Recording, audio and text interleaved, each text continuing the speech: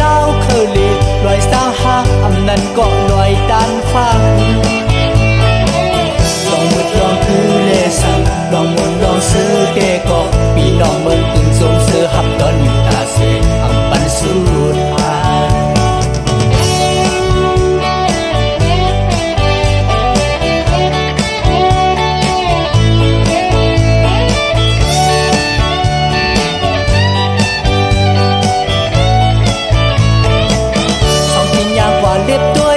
ตุกขอบเมืองตื่นเตไล่หันเย้าน้องหมูเศร้าภากี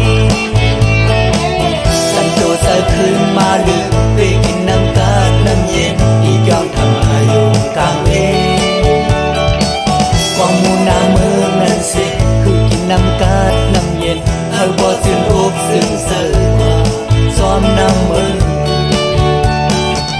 ทำเสื้อเผาเลยบอกเลยมือหอดถูกก็ยาวหัวเนื้อกว่าคุบย้อนสู่ตีกวางมูหาดแซดมวยโตแลผมกึกกับซับฟลาเมียลูกบ่มาขึ้นซื้อ